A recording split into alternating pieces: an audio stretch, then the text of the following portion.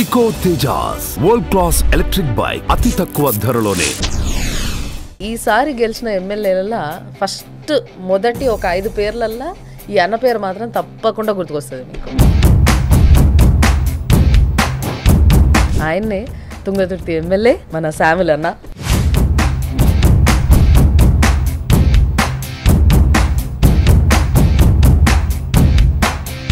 అంటే ఈరోజు టీఆర్ఎస్ ఓడిపోవడానికి కారణం మందుల శామ్యూల్ అన్నకి టికెట్ ఇవ్వకపోవడం, వాళ్ళ పతనానికి నాంది పలికింది బాజాప్తా బొందరగడ. మీరు ఫస్ట్ నుంచి వెళ్ళి కేసీఆర్ గారిని చూసారు కాబట్టి ఇలాంటి మనిషి అంటారు ఆయన. కేసీఆర్ అంటే కేసీఆర్ ఎట్లాంటి దాని ఎట్లుంటో అట్టే ఉంటుంది. అంటే నువ్వేమంటావు చెప్పు. కేసీఆర్ గారు 80,000 పుస్తకాలు చదివిండని చెప్తారు. ఇంతకు 80,000 పుస్తకాలు చదివిండా మరి అంటారు కానీ ఎప్పుడు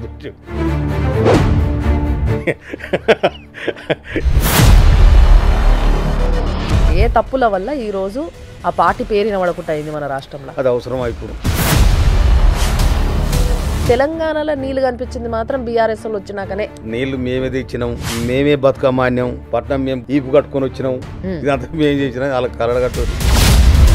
కానీ ఇలా ముఖ్యమంత్రి అయింది దమ్మున్న మునగాడు, ధైర్యమున్న సాహసవీరుడు. ఎవరు? రేవంత్ రెడ్డి. అరకపూడి గాంధీ గారు ఆయనకి గాజులు ఈ చీర ఏదో పంపుతా అంటే నువ్వేందుకు పంపింది నేనే వస్తాను నీ ఇంటికి అని చెప్పేసి పోడు ఆయన కౌశిక్ రెడ్డి ఇంటికాడ. సో ఇదంతా అంగావ నడుస్తూ ఉన్నది. ఇదంతా చూస్తే ఏమనిపిస్తుంది, అసలు ఏం జరిగిందంటారు లోపల? కౌశిక్ రెడ్డి ఏ రెడ్డి ఏం చేసే ఏంది మీరు చేస్తున్న తతంగం? ఇంతకుముందు కూడా మీరు కౌశిక్ రెడ్డిని చాలా గట్టిగా సినిమాలు చూస్తావానే అన్న? నేను అప్పుడు చూసి చాలా ఆయన సినిమా చూడక. ఎవరు?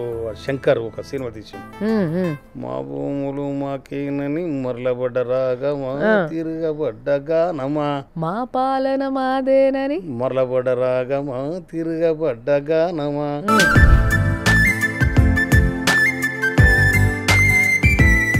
సుమన్ టీవీ ప్రేక్షకులకి నమస్తే. ఈరోజు ఒక మంచి డిస్కషన్ జరగబోతుంది. అసలు ఎనర్జీ, ప్యాక్ ఆఫ్ ఎనర్జీ అంటే ఎవరు అని అంటే ఈ ఎమ్మెల్యేలు, అంటే ఈసారి గెలిచిన ఎమ్మెల్యేలలో ఫస్ట్ మొదటి ఒక 5 పేర్లల్లో ఈ అన్న పేరు మాత్రం తప్పకుండా గుర్తుకొస్తుంది మీకు. ఆయన్నే తుంగతుర్తి ఎమ్మెల్యే మన శామ్యూల్ అన్న. మందుల శామ్యూల్ అన్న నమస్కారం. మందుల శామ్యూల్ అన్న నమస్తే అన్న. బాగున్నారా? బాగున్నాం. అసలు ఎప్పటి నుంచి మీరు మా స్టూడియోకి రావాలని మీ రాక కోసం వెయిట్ చేసినాం అలసిపోయినాం. అసలు ఇన్ని రోజులకు వచ్చిర్రు మీరు, ఎందుకు ఇట్లా మమ్మల్ని వెయిట్ చేయించారు? ఇవాళ నేనే వచ్చినా కదా. కానీ నిజంగా చాలా రోజులు వెయిట్ చేసినాము. బట్ మీ పవర్ ప్యాక్ డైలాగులు వినాలనేసి చాలా ఆశగా ఉన్నది నాకు కూడా. ఎందుకు అంత ఎనర్జీ, అగ్రెసివ్, అంటే ఎందుకు అంత ఆవేశంగా మాట్లాడతారు మీరు ఏదైనా మాట్లాడినప్పుడు? ఆవేశం అనేది కాదు, అది నిజం. నిజాన్ని గట్టిగా చెప్తే అది ఆవేశం అయింది. ఓకే, సో నిజాన్ని గట్టిగా చెప్పే ధైర్యము, సత్తా నాకున్నది అంటారు. బాజాప్తా. అవునా? సో మరి చాలా విషయాలల్లో ఇప్పుడు ఎమ్మెల్యే కాకముందేమో ఏం మాట్లాడినా, ఎంత గట్టిగా మాట్లాడినా కానీ ప్రజలందరూ నా గురించి మాట్లాడుతున్నాడు, మా అందరి తరఫున మాట్లాడుతున్నాడు. ఎమ్మెల్యే అయిన తర్వాత అంటే మన దగ్గర పాలిటిక్స్ అట్లా అయిపోయినాయి, మనం ఏం చేయలేం. అంటే ఈ పలానా పార్టీ, ఆ పలానా పార్టీ, పలానా లీడర్ అని నేనేమంటలే. జనరల్గా కూడా ఒక ఎమ్మెల్యే మాట్లాడుతున్నాడంటే జనాలకు అగేన్స్ట్గానే మాట్లాడుతున్నారు అన్న ఫీలింగ్ వచ్చేసింది. ఎందుకు అట్లా వచ్చింది అని అంటే ప్రతి టర్మ్ తర్వాత ఇంకా కావాల్సినవి చేయాల్సినవి మిగిలిపోవడం వల్లనో, జనాల అవసరాలు, లేకపోతే ఎప్పటికప్పుడు వచ్చే కష్టాలు, ఎప్పటికప్పుడు వచ్చే కరువులు, వీటన్నిట్ల నుంచి బయట పడలేని పరిస్థితిలో ఎప్పుడైతే ఒక గవర్నమెంట్ ఉంటుందో, పడేయలేని పరిస్థితిలో, అలాంటి టైంలో ఏమైపోతుంది అంటే అల్టిమేట్గా మళ్ళీ లాస్ట్కి మొత్తం అంతా ఎమ్మెల్యేలనే అందరూ బదలాం చేస్తారు కదా. సో ఇది కామన్గా జరుగుతుంది, ఎక్కడైనా కామన్గా జరుగుతుంది. సో అలాంటి పొజిషన్కి ఈరోజు మీరు వచ్చేసారు. ఎన్నో సంవత్సరాల పోరాటం తర్వాత ఒక ఎమ్మెల్యేగా మీరు గెలవడము, ఒక ఎమ్మెల్యే టికెట్ కోసమే ఎంత కొట్లాడారు అసలు మీరు. సో అసలు టికెట్ కోసం కూడా ఎందుకు అంత కుస్తీ? మీకు అసలు అంత కుస్తీ పడాల్సిన అవసరం ఎందుకు వచ్చింది? ఎందుకంటే చాలా సీనియర్ లీడర్ కదా మీరు. దేంట్లో కుస్తీ పట్టినట్టు? టికెట్ కోసము. ఏ టికెట్ కోసం? బీఆర్ఎస్లో ఉన్నప్పుడు టికెట్ కావాలనుకోలే ఎమ్మెల్యే? బాజాప్తా రావాలి. ఎందుకంటే నేను తెలంగాణను చూసినాను. నేను తెలంగాణ కష్టాలు, నిష్ఠురాలు, బాధలు, బందికానలు, ఎన్కౌంటర్లు అన్ని చూసినాను నేను. తెలంగాణ వస్తే ఈ రాష్ట్రం సస్యశ్యామలంగా ఉంటుంది. ఈ రాష్ట్రానికి రావాల్సిన నిధులు నియామకాలు ఇవన్నీ జరిగిపోవాలి, ఎక్కడో ఒక దగ్గర స్టాప్ అయిపోవాలి ఈ వ్యవస్థ, ఇట్లా జరగొద్దనేది నా సంకల్పం. 1969 నుండి నా జ్ఞానం. నేను ఆడు 7th క్లాస్ చదువుతా ఉన్నాను నేను మా మోత్కూరులో. ఆనాడు తెలంగాణ ఉద్యమం ఉవ్వెత్తున సాగింది. ఆనాడు ఈ టీవీలు లేవు, పేపర్లు లేవు, వివిధ భారతి రేడియోలో ఒక్కసారి వస్తుండేది. 69లో నేను 7th క్లాస్ చదువుతా ఉన్నాను నేను. అప్పుడు మా ఊర్లో మోత్కూరులో చెరువు కట్ట మీద పోలీసులు కొట్టిరు మమ్మల్ని. జై తెలంగాణ జై తెలంగాణ నన్ను కొట్టిరు. చిన్న పొరగాలం కూడా నాకు ఇప్పుడు జ్ఞాపకం ఉంది. స్కూల్ ఉన్నప్పుడే జై తెలంగాణ అంటే తెలంగాణ ఇంపార్టెన్స్ అప్పుడే ఎట్లా తెలిసిందన్న నీకు? 7th అందరూ అంటుంటే నేనన్నా, అందరూ అంటుంటే నేనన్నా, అంతే తప్పితే ఏం తెలియదు, అంతే తప్ప తెలియదు. కానీ ఎప్పుడు 89లోనా 69లో జై తెలంగాణ అనే అంత ధైర్యం ఉండేనా మనోళ్ళకి? దమ్ము ఉంటుంది, ఎందుకు ఉండదు ఏమో బాగా అంటారు కదా. ఈ ఉద్యమము ఇది ఈ 2021 ఉద్యమం అనేది సప్పసప్పగా నడిచింది. అది అట్లా కాదు. ఆనాడు ముఖ్యమంత్రిగా ఉన్న కాసు బ్రహ్మానందరెడ్డి వారి పోలీస్ బలగంతో కాల్పులు జరిగితే 372 మంది విద్యార్థులు చనిపోయారు. దేవుడా వినరా? అప్పటికే తెలంగాణ ఉద్యమము, తెలంగాణ లేదు గిలంగాణ లేదు అంత మేమే అనుకున్నారు. కానీ తెలంగాణ రాష్ట్రం అనేది, తెలంగాణ పదం అనేది, తెలంగాణ ఎప్పుడూ నిశ్శబ్దంగా లేదు. 1946 నుంచి మొదలు పెట్టుకుంటే 51 వరకు తెలంగాణ సాయుధరహితంగా పోరాటం. ఆ పోరాటంలో ఒక్క నల్లగొండ జిల్లాలనే 3900 మంది అమరులైంది. రజాకారులకు వ్యతిరేకంగా, భూస్వాములకు వ్యతిరేకంగా, జాగీర్దారుల దేశముఖులకు వ్యతిరేకంగా ఆనాడు సిపిఐ నాయకత్వంలో ఉద్యమం జరిగింది. ఆ ఉద్యమానికి రావినారాయణ రెడ్డి గారు, ఆడు రామచంద్రరెడ్డి గారు, కట్కు రామచంద్రరెడ్డి గారు, సుశీలాదేవి గారు, తర్వాత మందులలేవి, ఇలాంటి వాళ్ళు ఎంతో మంది. కానీ 2021లో జరిగిందంతా సప్పటి ఉద్యమం అని అంటుర్రు. కానీ మీరు కూడా మరి ఆ ఉద్యమంలోనే పాల్గొన్నారు కదా. కానీ ఏదో ఒక రూపంలో తెలంగాణ అయితే సపరేటు రాష్ట్రం కావాలి కదా. ఇంకా ఆనాడు ఒకసారి కొట్లాట అయింది. ఆ కొట్లాట అనిగిపోయింది. ఇక తెలంగాణలో ఎవరు పలకరించరు, ఆ పదం వాడరు, నిషేధించబడ్డది అనుకున్నారు. కానీ ఎప్పుడు నిషేధించబడలే. తెలంగాణ అనేది కుంపటి తెలుసా నీకు? కుంపటి అంటే ఏంటి చెప్పు? కుంపటి అంటే మనం నిప్పులు పెడతాం కదా. నిప్పులు పెట్టేది కాదు. ఇంకేంటి? బూ వండుకున్నాక పొయ్యి మీద బూ వండినాక బూడిది అవుతుంది. బూడిది ఉంటుంది, కట్టెల బూడిది. అదే ఇట్లా పొయ్యిలో అన్ని కట్టెలు పెడతాం, అదంతా అలా నిప్పులు అవన్నీ జమ అవుతాయి కదా. ఆ కుంపటి ఆ బూడిది కింద కుంపట్ల ఆ నిప్పు కనకలు అట్టే ఉంటాయి. తెలంగాణ కూడా అట్టే ఉన్నాయి. ఎప్పుడు అవసరం వచ్చినా కూడా ఒకసారి ఎగిసి పడుతుంది. అందుకోసమనే 69 నుంచి మొదలు పెట్టుకుంటే అది అంతకుముందే ఆంధ్ర తెలంగాణ ఆనాడు ఏది ఇడ్లీ సాంబార్ గోబ్యాక్ అని 1952లో, ఆ తర్వాత 56లో తెలంగాణ ఆంధ్ర కలిసే సందర్భంలో తెలంగాణ ఆంధ్ర కలవడం లేదు, మా రాష్ట్రం మాకే ఉండాలి, మా దేశం మాకే ఉండాలని తెలంగాణ కొట్లాడి రాయాల. ఆ తర్వాత 69లో ఉద్యమం జరిగింది. ఆనాడు విద్యార్థులు చనిపోయినారు. అది పరంపర సాగుతూనే ఉంది. ఆనాడు తెలంగాణ ఎప్పుడైతే సపరేట్ కాలేదో అలా ఉన్న వాళ్ళంతా వామపక్ష భావజాలంతో వెళ్ళిపోయారు వాళ్ళు. 69లో ఏనాడు తెలంగాణ రాష్ట్రం సపరేట్ కాలేదో ఈ తెలంగాణ రానట్టుందని వాళ్ళు వాళ్ళ మార్గాన్ని వాళ్ళు ఎంచుకొని వెళ్ళిపోయారు వాళ్ళు. కానీ తెలంగాణ ఉద్యమం ఎప్పుడైనా రగులుద్ది అనుకుని ప్రభుత్వానికి తెలుసు అది. కానీ 1996లో మళ్ళా తెలంగాణ మళ్ళా స్టార్ట్ అయింది.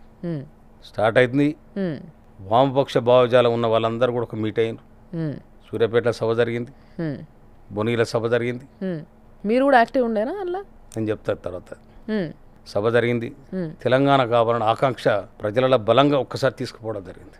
ఆ సందర్భంలో ఎట్లా చేస్తే బాగుండు అనేది ఇంటలెక్చువల్స్ అంతా, మేధావులంతా కూర్చొని దీనికి నాయకుని వెతుకుదాంరా, ఎవడో ఒకటి తెలంగాణ అయితే రావాలి అనుకున్నప్పుడు ఇక్కడున్న లెక్చరర్స్, ప్రొఫెసర్స్, విద్యావంతులు, తెలంగాణను గోస చూసిన వాళ్ళు, తెలంగాణ నీళ్లు లేక అల్లాడిపోతున్న సందర్భం, అటు రైతాంగం, ఇటు విద్యార్థులు, ఇటు మేధావులు, ఇవన్నీ కూడా అర్థం చేసుకున్న వాళ్ళు ఎవరిని ఒకరిని లేవట్టాలంటారు. అప్పటికి కేసీఆర్కి చంద్రబాబు నాయుడు మంత్రివర్గంలో ఉండి. అంటే ఈ విషయం అంతా నీకు అప్పుడే తెలుసా? ఇప్పుడు ఏ ఫీలింగ్ అయితే నీకుందో ఇప్పుడు నువ్వు చెప్తున్నావు అన్న, ఆ ఫీలింగ్ అంతా అప్పుడు కూడా ఉండేనా? ఇక ఎవరినో ఒకరిని లేవట్టాలి కాబట్టి ఇక కేసీఆర్ని లేవడుతురు, మనం కూడా లేవడదాం పట్టురు అనుకున్నారు. అనుకున్నారు కేసీఆర్ దగ్గర చాలా మంది మేధావులు కూర్చున్నారు, ఉమ్, వేలాది గంటలు డిస్కస్ చేసిండ్రు ఎట్లా చేయాలి ఉమ్, తెలంగాణ. ఎందుకంటే తెలంగాణ అనుభవం ఉంది, కాల్చివేయబడ్డరు, కూల్చివేయబడ్డరు, ఉమ్, ఎందు కూడా రేపు మళ్ళీ ఇదే పరిస్థితి వస్తే మనం ఏం సాధించగలుగుతాం ఉమ్, అనే దాని మీద ఆలోచన చేసి అట్లా కాదు ఇక ఇది ప్రజా ఉద్యమం జరగాలి, ఉమ్, ప్రజల గుండెల్లో చేరాలి ఇది, ఉమ్, అప్పుడైతే తెలంగాణ వస్తుంది అనుకొని 2001 ఏప్రిల్ 27 తారీఖు నాడు కేసీఆర్ నాయకత్వంలో ఉమ్, తెలంగాణ రాష్ట్ర సమితి ఏర్పడింది. అప్పటి నుండి నేను ఆ పార్టీలో ఉన్నాను. నేను ఉమ్, ఉమ్, తెలంగాణ సాధించాలనే ఒక సంకల్పం, ఉమ్. పార్టీ ఏ పిలిపించినా కూడా నేను వెనకడుగేలే, ఉద్యమంలో ఉన్నాం. అంటే మీరు ఫస్ట్ నుంచి వెళ్ళి కేసీఆర్ గారిని చూసారు కాబట్టి ఏం చెప్తారు ఆయన గురించి, ఏమంటారు, ఎట్లాంటి మనిషి అంటారు ఆయన? కేసీఆర్ అంటే కేసీఆర్, ఎట్లాంటిది ఆయన ఎట్లుంటో అట్టే ఉంటుంది. అంటే కేసీఆర్ గురించి ఒక్కొక్కరు ఒక్కొక్కలాగా చెప్తారు. అమ్మో ఆయన మహామేధావి అని కొందరు అంటారు, అమ్మో ఆయన ఫుల్ గ్యాంబ్లింగ్ మైండ్ అని కొందరు అంటారు, కొందరేమో చాలా మంచోడు మనిషి, కొంచెం కరుకు అంతే, జర్ర గట్టిగా మాట్లాడతాడు అంతే గాని చాలా మంచోడు అని కొందరు అంటారు. నువ్వేమంటావు? నువ్వేమంటావు చెప్పు. నేను దగ్గర నుంచి చూడలేదు కదా, నేను చూడకున్నా కూడా వ్యవస్థ సీఎం ఇప్పుడు ఇన్సెంటివ్లు ఎంతమంది మాట్లాడతారు నీతోని. అంటే చాలా మంది మాట్లాడిన వాళ్ళు చెప్పినా నేను చెప్పినా కదనే, నువ్వు చెప్పు, నువ్వేం చెప్తావు?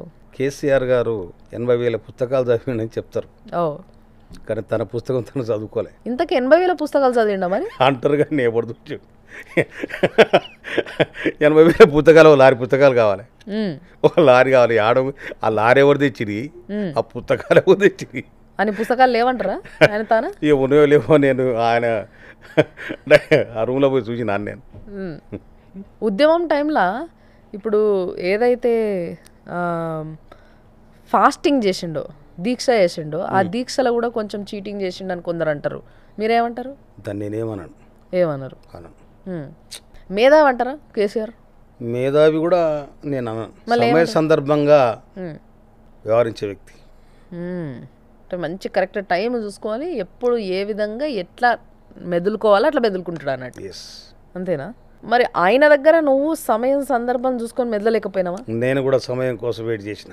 2014 నాకు టికెట్ రాలే 2018 రాలే 2023కు ఎట్లా ఏటు పెట్టాలని పెట్టినా గెలిచిన ప్రజలు ఉన్నా. 2023లో కూడా నీకు టికెట్ ఎందుకు ఇవ్వలేదు అసలు?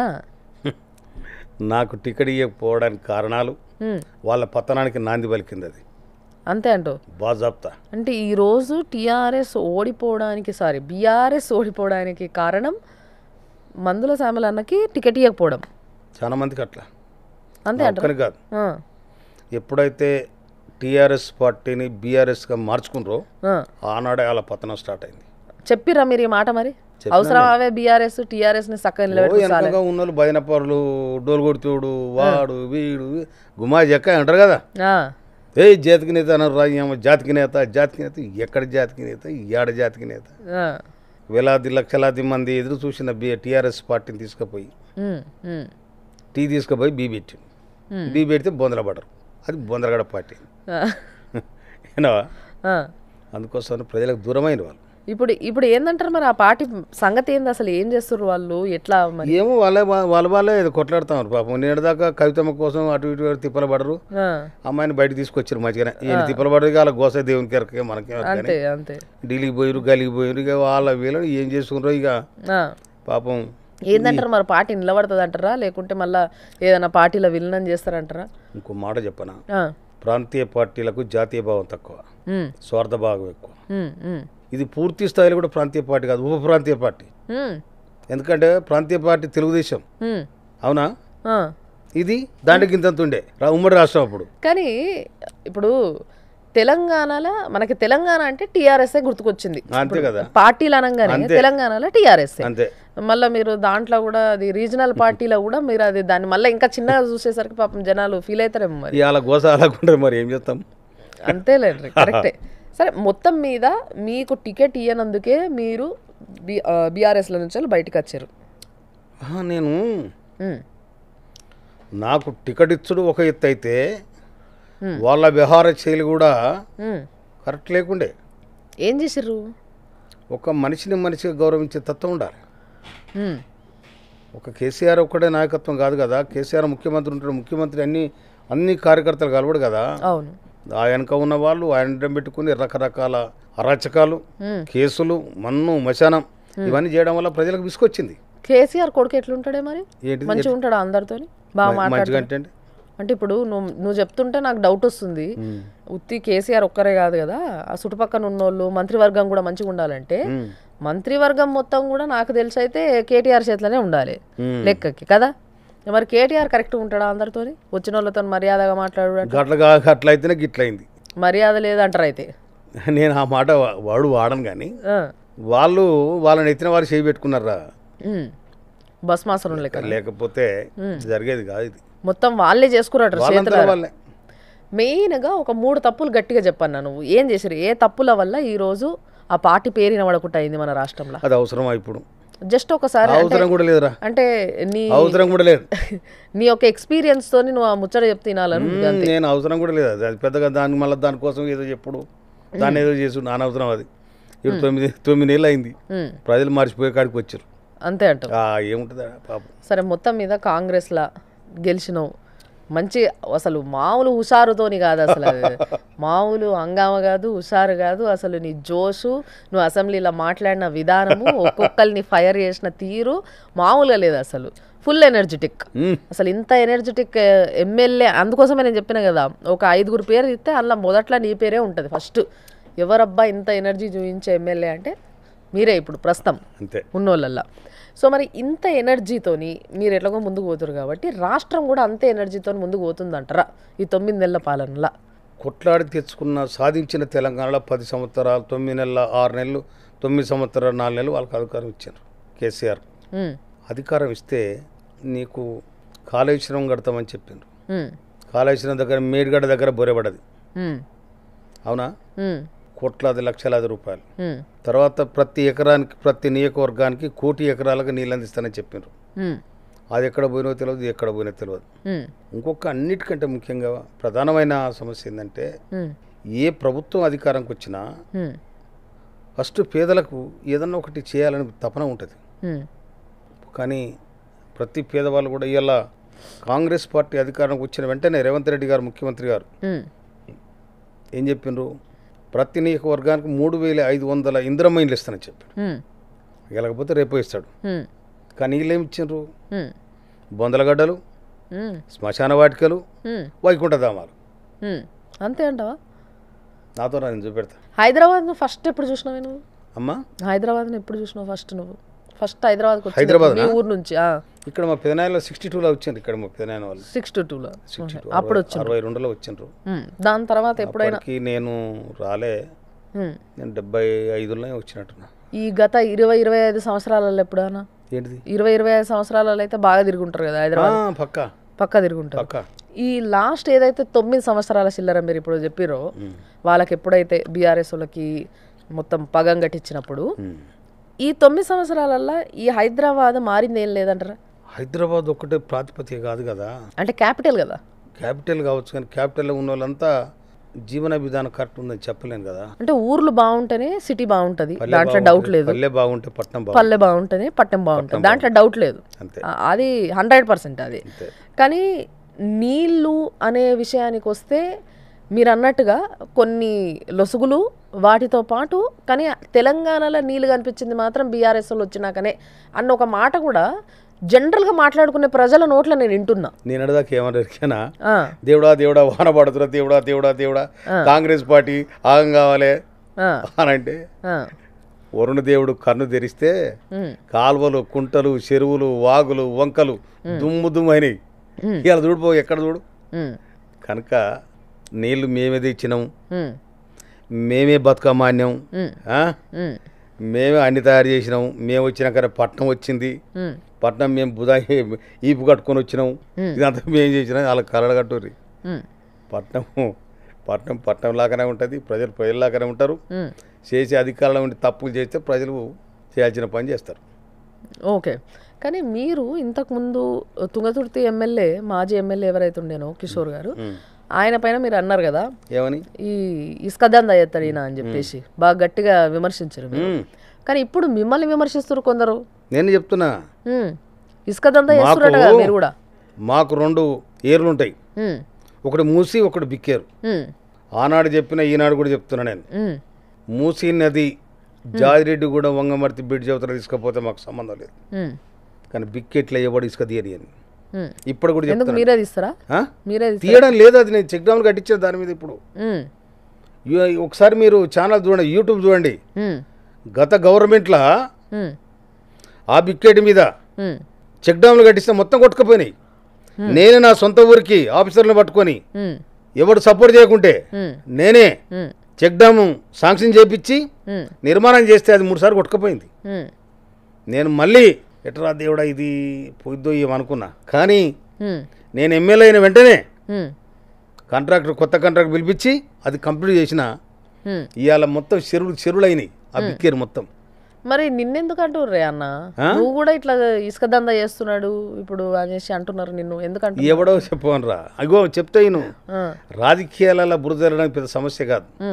నేను ఇసుక బంద్ చేస్తానని చెప్పిన, కానీ ప్రభుత్వ అవసరాలకు పెద్ద ఎట్లా తీసుకపోతే మాకు అభ్యంతరం లేదని కూడా ఇప్పుడే చెప్తున్నా. నీ ఛానల్ ద్వారా ప్రజలే చెప్తున్నా, తుంగతుర్తి ప్రజలే చెప్తున్నా, యావత్ రాష్ట్రానికి కూడా చెప్తున్నా. నేను మూసీ నదిలో వంగమర్తి బ్రిడ్జ్ చెబుతా ఇసుక తీసుకుపోవాలి కూడా గవర్నమెంట్ అవసరాలకు. కానీ బిక్కెట్లే గవర్నమెంట్ తీస్తానన్నా కూడా నేను ప్రభుత్వానికి కూడా నేను ఊకోరు, నేను అప్పీల్ చేస్తాను. నేను ఇక్కడ తీయొద్దు. ఇక్కడ ప్రజలు లక్షలాది ఎకరాలు, దాదాపు 20 గ్రామాలు ఈ బిక్కేటి మీద ఆధారపడి ఉన్నాయి. ఆ దాని మీదనే మా ఉత్తమ్ కుమార్ రెడ్డి గారి గ్రామం కూడా అక్కడనే ఉంటుంది. మా ఇరిగేషన్ శాఖ మాత్యులు వారు కూడా చెప్పినా, నేను వారి చెక్ డ్యామ్ కూడా కంప్లీట్ చేయించిన. దాంతో 4 చెక్ డ్యామ్లు ఇవాళ కంప్లీట్ అయినాయి, అలుగు దునుకుతున్నాయి. కనుక నేను ఆ మాట మీద ఉన్నా. నాకు ఇసుకతో సంబంధం లేదు, దాంతో సంబంధం లేదు. ఎందుకంటే బాగా రుచి మరిగినారు పోయినసారి, బాగా రుచి మరిగినారు. ఎట్లా కొట్టాలి, ఎట్లా పైసలు ఏంది అని అంటే ఇసుక మీద ఉన్నాను. నాకు ఇసుక వద్దు, బిసుకవద్దు. నేను నా జీవితం ఆ ప్రజలతోనే ఉంటాం. అన్న మీది రైతు కుటుంబం కదా? నేను రైతు కుటుంబం కాదు, నేను కౌలు రైతును. నువ్వు కౌలు రైతువా? కౌలు రైతును. ఎప్పటి వరకు? నేను వ్యవసాయం చేస్తున్నప్పటి నుంచి కౌలు రైతును నేను. ఇప్పుడు కూడా నా చెక్ డ్యామ్ పక్కనే. అంటే నీకు భూమి లేదా? నాకు కొద్దిగా ఉంది భూమి. మరి ఆడ వేసుకోవచ్చు కదా, మళ్ళీ కౌలు రైతుకి ఎందుకు చేస్తుంది? అదేమైంది, 2 ఎకరాలు 3 ఎకరాలు పట్టుకొని వ్యవసాయం చేస్తే అదేమైందిరా? ఎంత 2-3 ఎకరాలే ఉన్నదా? నాకు 4-5 ఎకరాలు ఉండొచ్చు అంతే. అది కూడా పొరంబోకు ఈనాం మహేజ్ సంపాదించింది, ఆ ఇంద్రం ఇచ్చింది, గంతే ఉంది. ఇంకెక్కడ ఉంటుంది? ఇంకేం లేదు, ఇంకేం కొనలేదు. ఎక్కడ కొనుడే ఏడంగా వస్తాయి కొనడానికి. ఇల్లు లేదు? ఇల్లు ఏడా? ఊర్లో ఉన్నది ఒక మామూలు ఇల్లు ఉంది, ఒక ఇల్లు ఉన్నది. ఇక్కడ హైదరాబాద్ ఇల్లు ఉంది. కట్టినావా? ఎప్పుడే? నేను కార్పొరేట్ చైర్మన్ కట్టినా. నాకు 4 ఏళ్ళ జీతం ఒక్కదాడు వేసుకున్నా. నా పిల్ల చెప్పిన, అరే మీరు చేసే డబ్బులు మన కుటుంబం వెళ్ళాలి, నాకు వచ్చే జీతం అట్టే పెట్టుకుందాం, మనం ఒక ప్లాట్ ఉంది, ఆ ప్లాట్ ఇల్లు కట్టుకుందాం రా. లేకపోతే ఎంత వచ్చింది జీతం చైర్మన్ ఉన్నప్పుడు? నాకు 1,95,000 వస్తుండే. 1,95,000 అవి అట్లనే పక్కన పెడుతుంటే కొద్దిగా వాడుకుంటుంటే. అయినా కూడా అన్ని జమ చేసి ₹1,00,00,000 అప్పు తీసుకున్నాను దాని మీద, ఇంటి మీద. ₹1,00,00,000 అప్పు తీసుకొని తీరిందా? ఇంకా తీరింది. ఇప్పుడు నా జీతం కట్ అయితేనే ఉంది. కట్ అవుతుందా? ఓ కథ సల్లగుండా. మొత్తం మీద హైదరాబాద్ ఇల్లు కట్టినావు, అదే 5 ఎకరాల జాగు ఉన్నది, ఇంకేం ఉండలేదు అంటావు అయితే? నాకేం లేదురా. మరి ఇప్పుడు కూడా కౌలు రైతుగా చేస్తున్నా అంటున్నావు? చేస్తే నేను అవునా? ఎప్పటికైనా చేస్తాను నేను. ఆ కౌలోడు మరి ఉస్తరో లేడో, ఎందుకంటే దాని పక్కనే చెక్ డ్యామ్ కట్టినాము. ఇంతకుముందు ఎవడు చేసినా కూడా అంత ఎండిపోయి గడ్డి మొలిచి గరక మొలిచి అంతా వెళ్ళిపోతుండే. కానీ నేను ఎప్పుడైతే అడుగు పెట్టినా సస్యశ్యామలం అయిపోయింది. పుట్ల కొద్ది ఒడ్లు వండించిన, రాసుల మీద రాసులు, అట్లా లారీల కొద్ది ఒడ్లు. నువ్వు ఎమ్మెల్యేవి, నిన్ను ఒకళ్ళు పొలంలో కౌలు రైతుకు పెట్టుకోవాలన్నా కూడా వాళ్ళు ఆలోచిస్తారు కదా, ఆలోచించరా? ఏం ఆలోచిస్తారు? నాకెందుకు ఆలోచిస్తారు? అన్న దండం అంటారు. ఇప్పుడు మన కింద పని చేసేటోళ్ళు మనకు దండం పెట్టాలనుకుంటారు, కానీ మనం పోయి వాళ్ళకి దండం పెట్టయితే పని ఇయ్యం కదా మనం. నేను దండం పెడితే తప్పేందు, నేను దండం పెడితే ఆడబెడతారు. మామూలుగా చెప్తున్నా. అదేందిరా, ప్రజలతో మమేకం అయితే ప్రజలు ఎప్పుడు దీవిస్తారు. ఒకసారి మనమే తక్కువ కావాలి, తప్పే ఉంది. ఎవరు పొలంలో చేస్తున్నావు మరి ఇప్పుడు? నేను మా ఊరోళ్ళదే. మీ ఊరోళ్ళదే? మా ఊరోళ్ళదే. ఏం పేరు అనేది? ఒకళ్ళు పట్టెటి ముత్తయ్యలు, పట్టెటి వెంకటరావు, అది పట్టెటి అదగిరి, ఇంకొక మా చలమారెడ్డి పటేల్ అని. వాళ్ళది. ఏం వేస్తారు? ఏం పొలం వేస్తారు? వరి వేస్తురా? బీపీటీ. తర్వాత పక్కనే నాది ఉంటుంది 4 ఎకరాలు, మొత్తం ఇంకో వేరే వాళ్ళు 2 ఎకరాలు, అంత కలిసి 27 ఎకరాలు నాడబెట్టి ఇప్పుడు నేను. ఓహో, ఫుల్ ఫిట్ ఉంటావు అయితే నువ్వు ఈ పని చేసి. అబ్బో, ఏం తింటావే మంచిగా? కారము, గొడ్డు కారం అట్లా ఏమైనా తింటావా? ఎందుకంటే కారం తిని పొద్దంతా పని చేసేటోళ్ళు చాలా సత్తతో ఉంటారట. కర్రు అంటారు. ఎందుకంటే నేను మా అమ్మమ్మ గట్టే ఉన్నా నేను గట్టే పని చేసిన ఏం తింటావు ఇంతకు మళ్ళా అన్నం తింటా నేను అన్నంలో ఏం కలుపుకొని కారమా అన్ని తింటావా ఉత్తకారాయి వాడు తింటారు ఈ రోజులలో తింటలేరు అట్లా మడ తిన ఏదంటే అడ్డం అయితే అది తింటాం సద్దన్నము కారం తిన్నోళ్ళంటే మస్తు గట్టిగా ఉంటారంట ఏమో ఆనాడు తిన్నాం ఎందుకంటే ఆనాడు బో దొరకలే మాకు ఆనాడు తిన్నాం ఇప్పుడు జొన్న గట్క తిన్నాం జొన్న గట్క తిన్నోళ్ళు చాలా గట్టిగా ఉంటారట ఇప్పుడు చాలా మంది మళ్ళీ జొన్న గట్క మళ్ళీ నేనే అనుకుంటున్నా మా దగ్గర రేగడి ఉంది అది ఒక 100 ఎకరాల కౌలు తీసుకొని మొత్తం జొన్నలు వేయాలనుకుంటున్నా జొన్న పంట పండి వేయాలనుకుంటున్నా అయితే అసలు మస్తు మామూలు ఉండదు ఈసారి నువ్వు జొన్న వేసినప్పుడు మమ్మల్ని కూడా ఒకసారి విలువు రే జొన్న వేస్తే ఇప్పుడు కాదు ఇప్పుడు హుసేన్ కాడ తీసుకోపోతారు చెక్ డ్యామ్ కాడ తీసుకోపోతారండి తప్పకుండా మైలేజ్ వస్తుంది మీకు తప్పకుండా సుమన్ టీవీకి బ్రహ్మాండమైన మైలేజ్ వస్తుంది తప్పకుండా నీ ఎంబడి వస్తాం వాడికి రండి మంచి వర్షం ఈనకరారి తప్పకుండా ఆ వర్షను ఆ పచ్చదనం పక్కన చెక్ డ్యామ్ ఆ పరవశించిపోయే వర్షను పక్కన చెక్ డ్యామ్ మామిడి చెట్టు కింద గద్దె ఇవన్నీ ఉంటాయి మంచిగా ఆడికి వస్తే మంచిగా నాటుకోడికి వస్తా బో పెడతారండి సూపర్ అసలు మాట ఇచ్చిండు మీ అందరి సాక్షిగా అన్న కాబట్టి యాద పెట్టుకోరి నేను మీకు చెప్తా మళ్ళీ పిలిచిండా మమ్మల్ని లేదా మాకు నాటుకోడి కోసి ఈ 5-6 రోజులు రారి ఈ 5-6 రోజులలో రండి తప్పకుండా వస్తాము అయితే మరి ఇప్పుడు కాంగ్రెస్ ప్రభుత్వం గురించి మాట్లాడుకుంటే ఇక్కడ తెలంగాణలో అంటే ఇప్పుడు హైడ్రా అనేది బాగా వార్తలలో మనం చూస్తున్నాం ఎటు పడితే అటు అక్రమ కట్టడాలని చెప్పేసి కూల్చేస్తున్నారు సో దీనిపైన రాగానే ఎందుకు దీనిపైన ఎక్కువ కాన్సన్ట్రేట్ చేసినట్టు రేవంత్ రెడ్డి సార్ రాగానే చేయలే ముఖ్యమంత్రి అయిన తర్వాత ఆయనకున్న ఆలోచన ఆయనకున్నది ఒక మాట ఎంత గొప్ప అంటే లాంగ్ టర్మ్ గోలు మనకు మనిషికి short term goal long term goal ఉంటుంది లాంగ్ టర్మ్ గోల్ ఆయన తెలుగుదేశం గవర్నమెంట్లో ఉండి ఆనాడున్న కేసీఆర్ ప్రభుత్వం మీద కన్వెన్షన్ ఉంది అది గొలగొట్టాలని చెప్పింది ఆయనాడు ముఖ్యమంత్రి అయితేనా కానా అనుకున్నాడో లేదో ఆనాడు కూలగొట్టమని చెప్పిండు కానీ ఇలా ముఖ్యమంత్రి అయ్యిండు దమ్మున్న మునగాడు ధైర్యమున్న సాహసవీరుడు ఎవరు రేవంత్ రెడ్డి అందుకోసం అని ఈ పని పడుతుండు పక్కా అంటే కొంతమంది ఏంటంటే చేసేటందుకు పెద్దగా పని లేక ఈ పని పెట్టుకున్నట్టున్నాడు సారు అని చెప్పేసి అంటున్నారు మరి వాళ్ళకి ఏం పని లేక ఈ మాట అంటారు వాళ్ళు వాళ్ళకి ఏం పని లేక ఈయన మీద అంటారు అంటే ఊకుంటాడా ఇంకొంతమంది ఏమంటారు అంటే ఈ పెద్దోళ్ళతో పాటు కొంతమంది పాపం పేదోళ్ళు ఎవరైతే పోయి ఆ ఏరియాలల్లో ఎక్కడైతే కట్టడం నిషేధం ఉందో అక్కడ పోయి ఉన్నారు పాపం వాళ్ళకి గతి లేకనో సూతి లేకనో సంసారం ఇల్లు లేకనో ఆడ పోయి ఉన్నారు మరి వాళ్ళని కూడా కూలగొట్టి పక్కకు పంపిస్తుంటే ఫస్ట్ వాళ్ళ మొత్తం ఎవరైతే పెద్ద మనుషులే ఎవరైతే ఎక్కువ ఇట్లాంటివి చేసినారో వాళ్ళపైన ఫోకస్ చేయండి తర్వాత మా దగ్గర రండి అని కొంతమంది మొత్తుకుంటున్నారు టీవీలలో చెప్తాను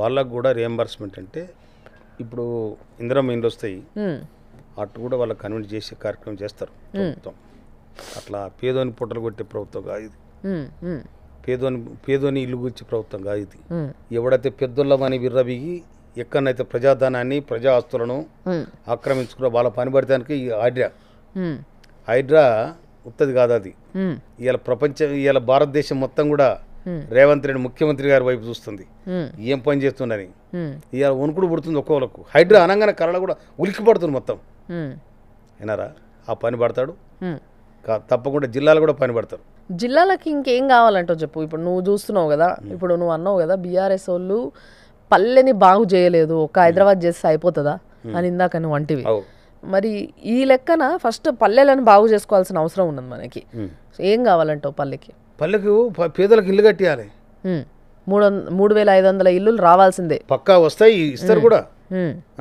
ఒక్కొక్క నియోజకవర్గానికి ఆ ఇల్లులు వచ్చే కాలం ఎంతవరకు అయినా ఈ 5 సంవత్సరాల్లో అవుతుంది అంటారు కంప్లీట్ అయితే తప్పకుండా కంప్లీట్ అయితే ఇండ్లే కంప్లీట్ అవుతాయి మొదలు పెట్టిరా ఇప్పుడు మీ నియోజకవర్గం ఇంకా అది మొన్ననే ఒక జర్నలిస్టులకు ఇండ్ల పట్టాలేదో ఇచ్చారు తర్వాత దసరాక ఏదో మంచి శుభ మళ్ళీ మేము జర్నలిస్టులమే మాకు ఇవ్వలేరు మేము జర్నలిస్టులమే మాకు ఇవ్వలేరు మరి మీరు ఎట్ట మీ లెక్క ఎట్టుందో నాకు తెలియదు మరి తప్పకుండా మాకు జర్నలిస్టులమే కదా మరి జర్నలిజం అనేది తెలంగాణ ఉద్యమం సమయంలో నుంచి మేము కూడా ఇట్లనే జర్నలిస్టులుగా ఎదిగిన వాళ్ళం అసలు ఉద్యమం లేకపోతే అసలు మేము ఎవరం లేము తెలంగాణ ఉద్యమం వచ్చిన తర్వాత పాట వచ్చింది ఆట వచ్చింది సంస్కృతి వచ్చింది ఈ కళ నైపుణ్యత ఎట్లా ఉందో అది కూడా చూపించింది.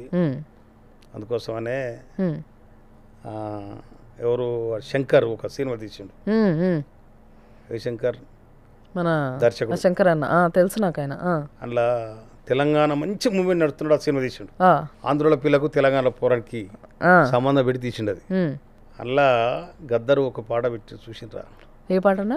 మా భూములు మాకేనని మరలబడ్డరాగా మా తిరగబడ్డగా నమా కదా.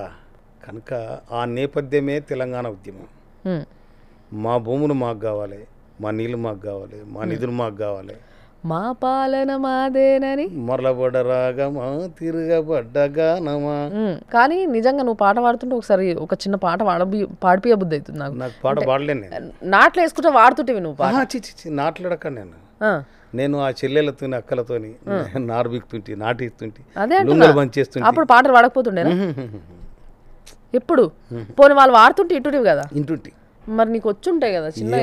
నేను ఏడబట్టించుకుంది నాకు అంతకాల పాటలు ఎంత ఓపిక ఎక్కడ టైం ఎక్కడిది నాకు.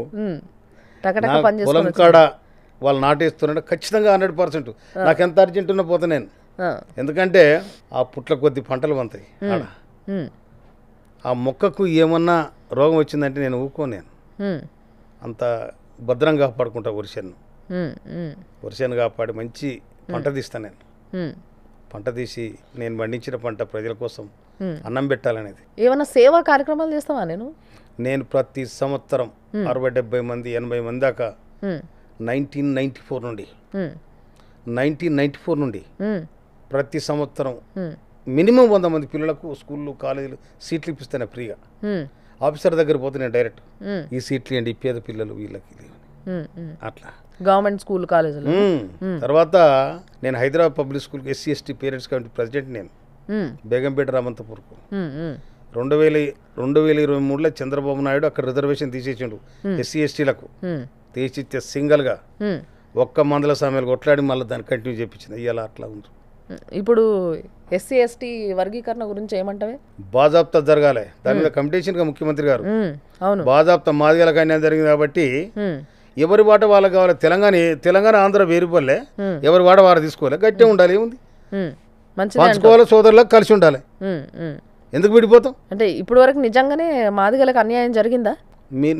నేను మాదిగోని కాబట్టి జరిగిందని నేను అంటున్నా. ఒకవేళ సమాజ రుక్మత తెలిసిందని నువ్వేమంటున్నావు చెప్పు. నేను చెప్పనా? అంటే నాకు తెలిసిన లెక్కల ఇక్కడ తెలంగాణ ప్రాంతంలో మాదిగలు ఎక్కువ మంది. కానీ ఎప్పుడైతే కలిసి ఉండేనో 2 రాష్ట్రాలు కలిసి ఉన్నప్పుడు మాలల సంఖ్య ఎక్కువ ఉండేది. ఎందుకంటే ఆంధ్ర నుంచి ఇక్కడ వలస వచ్చిన వాళ్ళు చాలా మంది ఉండే. వీళ్ళకి ఉద్యోగాలు చాలా వచ్చినాయి, అంటే చాలా ఉద్యోగాలు వాళ్ళకి వెళ్ళిపోయినాయి. ABCD వర్గీకరణ అనేది అది జరగాలి. సుప్రీంకోర్టు కూడా ఆర్డర్ ఇచ్చింది, రాష్ట్రాలకు అధికారం ఇచ్చింది. మీరే దీన్ని పరిష్కరించండి, మీరే దీన్ని వర్గీకరణ చేస్తారా, ABCD చేస్తారా ఇట్లా రాష్ట్ర ప్రభుత్వాలకు సుప్రీంకోర్టు ఆదేశాలు ఇవ్వడం జరిగింది. పూర్తి స్థాయి అధికారం కూడా వీళ్ళకి జరిగింది. ఈ లెక్కన నేను చెప్పిన దాని లెక్కన నువ్వు నన్ను అడిగినావు కాబట్టి చెప్తున్నాను అన్న. నేను చెప్పిన దాని లెక్కన తెలంగాణ ఆంధ్ర కలిసి ఉన్నప్పుడు అన్యాయం జరిగింది. ఎందుకంటే టోటల్గా ఎప్పుడైనా మాదిగలకు అన్యాయం జరిగింది. అది కాకపోతే దాని నేపథ్యం చాలా ఉంది కదా. మనం మాట్లాడాలంటే ఈ డిస్కషన్ కుదురుతుంది. దాని మీద ఒకనాడు పెడితే నేను మాట్లాడతాను తప్పకుండా. అందుకోసమనే ఇప్పుడు సుప్రీంకోర్టు ఇచ్చిన ఆర్డర్ ప్రకారం మా ముఖ్యమంత్రి గారు నిండు అసెంబ్లీలో మాదిగలకు నేను తప్పకుండా న్యాయం చేస్తా. సుప్రీంకోర్టు ఆర్డర్ కూడా నేను తూచా తప్పకుండా అమలు చేస్తాను వారు చెప్పారు. వారికి ఈ సందర్భం కూడా నేను ధన్యవాదాలు తెలియజేస్తాను. తర్వాత దీనికి వర్గీకరణ అమలు చేయడం కోసం గౌరవనీయులు ఉత్తమ్ కుమార్ రెడ్డి గారు మా ఇరిగేషన్ శాఖ మంత్రులు వారి అధ్యక్షతన వారి చైర్మన్గా ముఖ్యమంత్రి గారు కమిటీ వేయడం జరిగింది. అది కూడా వాళ్ళు దాని మీద కూడా పరిశీలన చేసి మాదిగలకు న్యాయం జరిగే కార్యక్రమం ఉంటుందని కూడా నేను అనుకుంటున్నాను. ఓకే, తప్పకుండా అన్యాయం జరిగిన వాళ్ళకి కంపల్సరీ న్యాయం జరగాలి. వాళ్ళకి ఏవైతే రిజర్వేషన్ కింద రావాల్సిన ఉద్యోగాలు ఉన్నాయో అవన్నీ వాళ్ళే భర్తీ చేసుకోవాలి, ఇంకొకరు అలా ఏలు పెట్టకుండా. అయితే అద్దంకి దయాకర్ అన్న, ఈయన గురించి మాట్లాడదాం మనం. ఈయన బాగా ఆశపడ్డాడు పాపం, ఇంకా నాకు ఎమ్మెల్యే టికెట్ ఇస్తారు, వస్తుంది అని చెప్పేసి. కానీ ఆయనకి ఇవ్వాల్సిన టికెట్ కూడా లాస్ట్ మూమెంట్లో నీకే వచ్చింది అని అందరు మాట్లాడుకున్నారు. అంటే ఇట్లా లాస్ట్ మూమెంట్లో ఆ టికెట్ నీకు రావడానికి నువ్వేమన్నా చేసినావా? నీకు అద్దంకి దయాకర్ అన్నకేమన్నా పడదా? ఏంది అసలు లొల్లి? నేను తుంగతుర్తి పోరాడ బిడ్డను. నికరసన పోరాడ బిడ్డని స్థానికుని నేను 2021 నుండి నిన్నటి దాకా ఆ నియోజకవర్గాన్ని పట్టుకొని ఉన్నా నేను మంచి చెడుకు. ఆనాడు ఉద్యోగంలో ఉన్నాడు కూడా ఆ నియోజకవర్గాన్ని నేనే ఇన్ఛార్జిని. టీఆర్ఎస్లో ఉన్నప్పుడు కూడా నేనే ఇన్ఛార్జ్. అవును. 2014 నాకు టికెట్ రాలే 2018 రాలే. నేను చైర్మన్ ఉన్నప్పుడు 2021 జూలై 14 తారీఖు నాడు నేను చైర్మన్గా నా పీరియడ్ అయిపోయింది, నేను దిగిపోతున్నా. స్టాఫ్ అడిగిన సార్ మళ్ళీ వస్తారా సార్ అన్న. వస్తే చైర్మన్కి వస్తా లేకపోతే ఎమ్మెల్యేకి వస్తానని చెప్పి వచ్చిన. నేను ఆయలని అనుకున్నా 2023 నేను ఎమ్మెల్యే అవుతాను అనుకున్నా. 2023 నేను ఎమ్మెల్యేని అవుతాను అనుకున్నా. దానికి నువ్వు చేసిన కసరత్తు ఏంది అని బ్రహ్మాండంగా ప్రజల మధ్య ఉన్నా కాబట్టి నాకు ఆ నమ్మకం. ఇంకొక మాట చెప్తా చూడు, ఒక పక్షి ఇంతలా ఉంటుంది. ఆ పక్షి చిన్న రెమ్మ మీద కూర్చుంటుంది. ఆ రెమ్మ దాని రెక్కల ఆధారం మీద పెట్టి కూర్చుంటుంది తప్ప ఆ రెమ్మ ఆధారం మీద కూర్చోదు. మందుల సామ్యాలు కూడా ప్రజాబలాన్ని తుంగతుర్తి ప్రజల ఆత్మ అభిమానాన్ని చురగొన్నా కాబట్టి ఆ నమ్మకం ఉంది కాబట్టి నేను ఖచ్చితంగా ఎమ్మెల్యేని అవుతానని భరోసా ఉంది నాకు. అట్లా సో ఆ విధంగా ఆ బలంతోనే నేను ఎమ్మెల్యే అవుతా అనేసి ప్రజలకు చెప్పొచ్చును. ఈరోజు ఎమ్మెల్యే అయినావు. అయితే మరి అద్దంకి దయాకర్ అన్నకి ఆ టికెట్ వచ్చేది ఉండే అని ఆయన ఆశ పడ్డాడు అని చెప్పి లాస్ట్ మూమెంట్లో ఇక జర నోరు వారేసుకోవడం వల్ల ఆయనకు కాకుండా నీకు టికెట్ వచ్చింది అని. అయితే ఇంకొక మాట, కాంగ్రెస్ పార్టీలో నేను చేరలేప్పటికీ నేను 2023 జూన్ 29 తారీఖు నాడు కేటీఆర్ నాకు ఆశ నాకు బీఆర్ఎస్ టికెట్ నాకు వస్తుంది అనుకున్నా నేను. ఈసారి ఖచ్చితంగా వాడు ఓడిపోతాడు, ఇచ్చినా ఓడిపోతాడు. 23లో నాకే టికెట్ వస్తుంది అనుకున్నా నేను. కేటీఆర్ తుంగతుర్తికి వచ్చి తిరుమగిరికి వచ్చి కిషోర్ 40,000 మెజార్టీతో గెలిపిస్తారని ఇట్లా చేయకపోయాడు.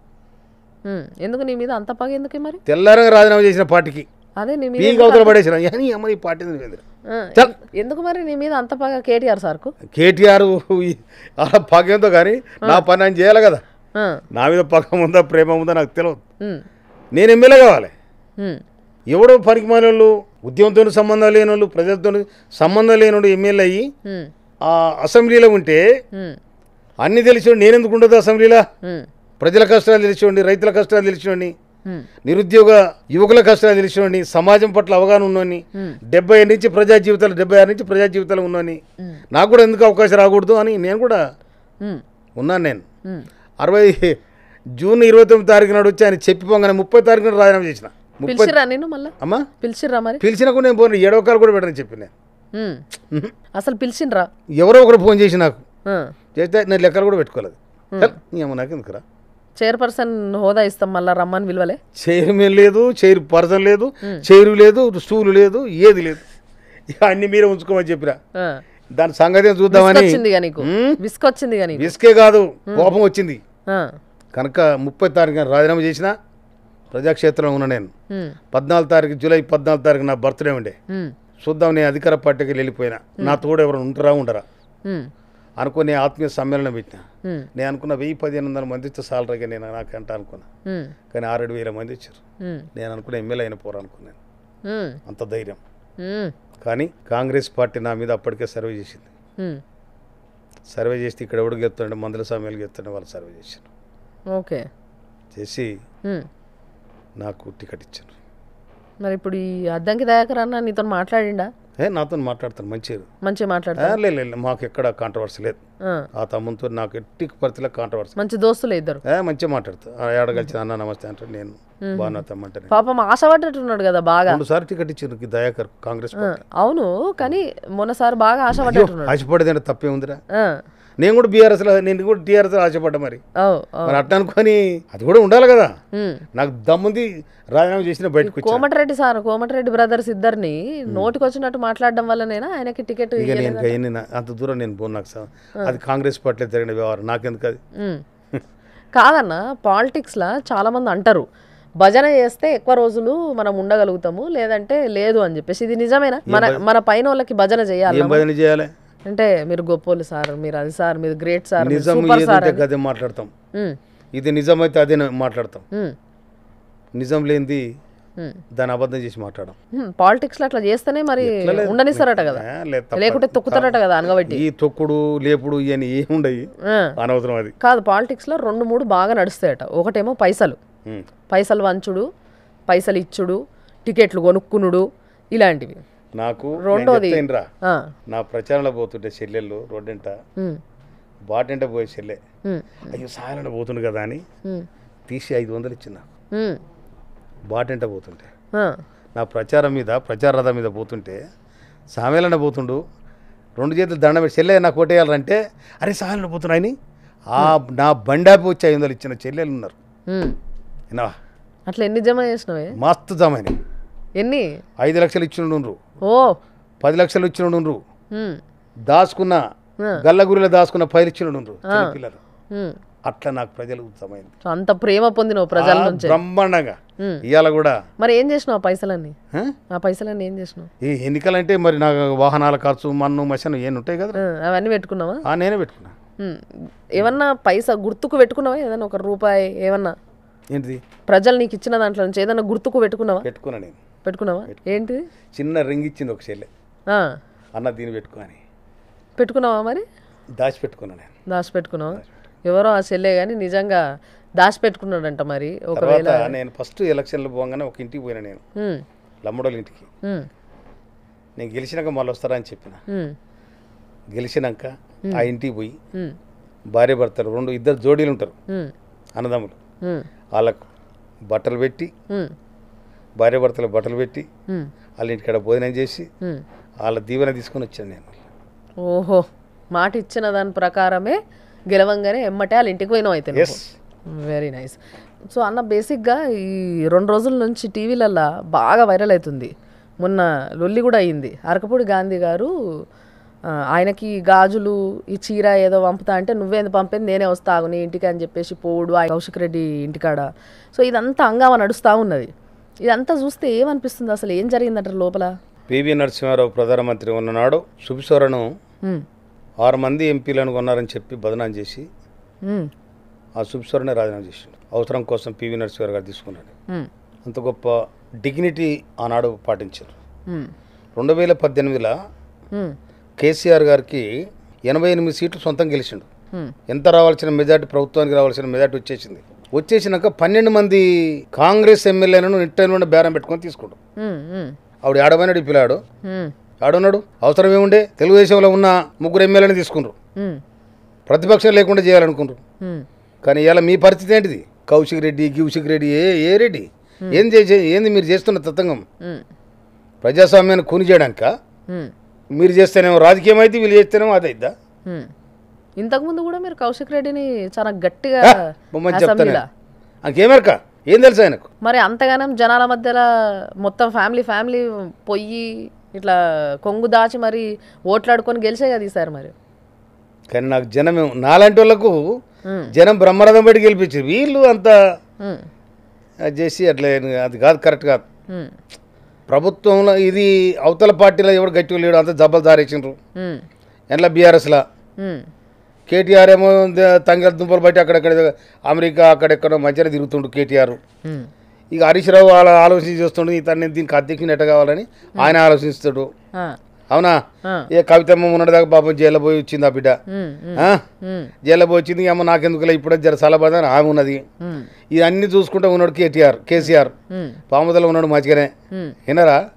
కనుక వీళ్ళందరూ సపోర్ట్ అనుకుంటే ఇక నేను హైలైట్ అవుతారని ఆ కౌశిక్ రెడ్డి అంటే బయటికి వెళ్ళాడు. హైలైట్ అవ్వడు బాగా ఇష్టం అంటారు. కౌశిక్ రెడ్డికి బాగా హైలైట్ అవ్వడు ఇష్టం అంటారు. గంతే, ఏం లేదు. అది రేవంత్ ముఖ్యమంత్రి గారికి అంటగట్టుడు. ముఖ్యమంత్రి గారి రేవంత్ రెడ్డి గారి ఆలోచన విధానానికి వీళ్ళ ఆలోచన విధానానికి చాలా ఫరక్ ఉంటుంది. ఈ చిల్లర పనులు వీళ్ళు చేసి ఎదురు చేయాలనుకుంటారు కానీ అది కరెక్ట్ కాదు. అది సరే, ఇందాక కేసీఆర్ గురించి అడిగిన కదా, ఇప్పుడు రేవంత్ రెడ్డి గురించి అడుగుతా. రేవంత్ రెడ్డి సారు అంటే బేసిక్గా మనిషి చూస్తే చాలా స్ట్రాంగ్ వ్యక్తి. అంటే ఆయన వ్యక్తిగత ఆలోచనలు కానీ, ఆయన ఉద్దేశాలు కానీ, ఆయన స్ట్రెంగ్త్, ఆయన గొంతు యొక్క స్ట్రెంగ్త్ కానీ చాలా స్ట్రాంగ్. ఆయన బేసిక్గా అది కనిపిస్తుంది. మనిషి మీ అందరితో కలిసి ఉన్నప్పుడు ఎట్లుంటాడు, మాట్లాడే విధానం ఎట్లుంటుంది, ఎట్లా బ్రహ్మాండంగా, అంత రెస్పెక్ట్, అంత డిగ్నిటీ. ఏమని పిలుస్తాడే నేను? నన్ను ఎంబీలే అంటాడు, సామెల్ బాయ్ అంటాడు. ఏజ్లో నువ్వు పెద్దోనివేమో కదా రేవంత్ రెడ్డి సార్ కన్నా కదా? చాలా పెద్ద. ఎమ్మెల్యే సార్ అని పిలుస్తారా? సామెల్ బాయ్ అంటాడు. సామెల్ బాయ్ అంటాడు. సామెల్ అంటాడు. ముఖ్యమంత్రి కదా, ఇంకోటి కుల వివక్షలు ఇలాంటివి ఏమి ఉండవా మీ దాంట్లో? గడకి ఎవరి కులవానికి ఉంటుంది. మొన్న మధ్య అవి పూజలు ఏవో చేసినప్పుడు డయాస్ మీద రేవంత్ రెడ్డి సార్ మీద కూర్చున్నాడు, మొత్తం రెడ్డిలంతా మీద మీద కూర్చున్నారు, ఉత్తి ఎస్సీలని కింద కూసబెట్టిర్రు అని చెప్పేసి ఒక స్టేజ్ పైన. ఎక్కడది? స్టేజ్ పైన మొన్న ఏదో మీటింగ్ జరిగినప్పుడు. నేను చెప్తే ఇదంతా ఉత్తకథ. అది ఉత్తకథ, అట్లా జరగదు అది. ఇంకోటి కులము అనేది ఎవ్వరి కులం వాళ్ళకు కూడా కులం మారది, మతం మారుతుంది ఎప్పుడైనా కూడా. ఈ కుల వ్యవస్థ అనేది భయంకరమైన వ్యవస్థ. నేను నీ కులంకి వస్తా, నువ్వు నా కులంకి వస్తే కుదరదు. అది నీ మతానికి ఎవడని రావచ్చు, అంతే ఉంటుంది లెక్క. అంతేగాని ఎవరు కింద కూర్చొని పెట్టరు. ఇంకోటి అధికార పార్టీ ఉంటుంది, అందరు సమానంగా చూస్తుంది. ఎందుకు చూస్తారు అట్లా? చూడరు. సో మంచిగానే చూస్తాడు, మంచి బ్రహ్మాండంగా అట్లేదు లేదు. ఆయనకు సామాజిక కోణం కూడా ఉంది, సామాజికంగా ఆలోచించే మంచి గొప్ప గుణం ఉన్నది. తెలివి ఎట్లుంటది? తెలివి బ్రహ్మాండంగా తెలివి. లేకపోతే కాంగ్రెస్ పార్టీలో ముఖ్యమంత్రి అనేది తెలివి లేకుండా అయినాడు. అంటే మన దగ్గర తెలంగాణ రాష్ట్రానికి, అంటే ఈ తెలంగాణ రాష్ట్రానికి ఎవరైతే సీఎంగా ఉన్నారో ఈయన గత సీఎం చాలా తెలివిమంతుడు అని ఒక పేరు అయింది కాబట్టి అందరు కంపారిజన్ పెడతారు. మరి ఇప్పుడున్న సీఎం ఏంది అంతకంటే తెలివి కల్లోడు.